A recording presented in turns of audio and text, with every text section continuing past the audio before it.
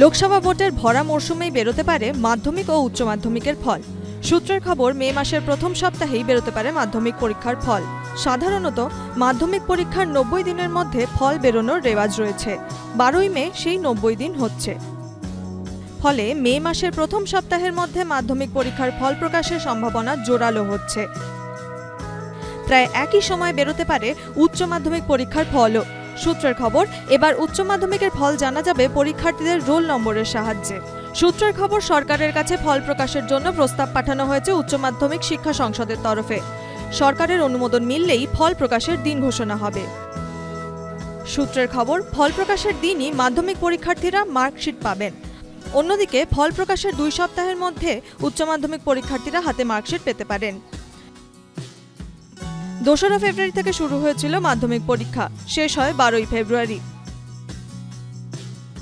এবার পরীক্ষা দিয়েছিলেন প্রায় 9 লাখেরও বেশি পরীক্ষার্থী। এবার পরীক্ষা সুরক্ষিত করতে কিছু নতুন ব্যবস্থা নেয় মাধ্যমিক শিক্ষা সংসদ। প্রতিটি প্রশ্নপত্রে রাখা হয়েছিল স্বতন্ত্র সিরিয়াল নম্বর সম্বলিত বারকোড। সময় বদল হয় পরীক্ষা শুরুরও। সকাল 9:45 থেকে মাধ্যমিক পরীক্ষা শুরু হয়।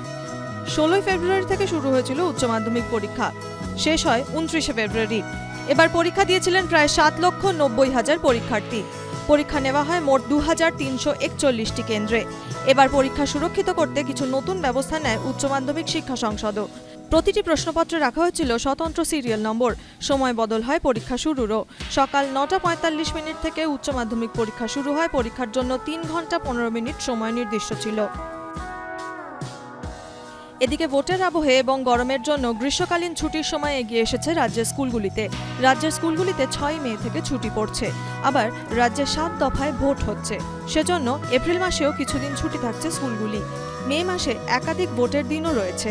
লোকসভা নির্বাচনের কাজের জন্য বহু স্কুলকে ব্যবহারও করা হচ্ছে। এই অবস্থায় মাধ্যমিক ও উচ্চ মাধ্যমিকের ফল প্রকাশ হলে মার্কশিট নেওয়া, নতুন স্কুলে ভর্তির ক্ষেত্রে পড়ুয়ারা কোনো সমস্যায় পড়বে না তো, থাকছে প্রশ্ন। কৃষ্ণেন্দু অধিকারী, এবিপি আনন্দ।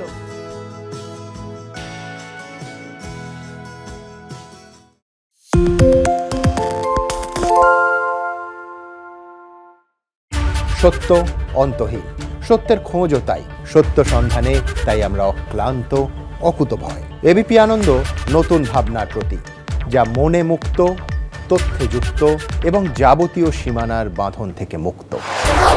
সীমা না শব্দটির মধ্যে লুকিয়ে আছে মানা শব্দটি, যেন চোখ রাঙানি এক অদৃশ্য বেড়াজাল, যা আটকে রাখে আমাদের এক ছোট্ট গণ্ডির মধ্যে। একমাত্র সঠিক খবরই গড়ে তুলবে এক মুক্ত সমাজ। সেই জগৎ গড়ার লক্ষ্যে কোনো সীমানার ঠুকুটি আমরা মানব না। এবিপি আনন্দ এগিয়ে থাকে, এগিয়ে রাখে।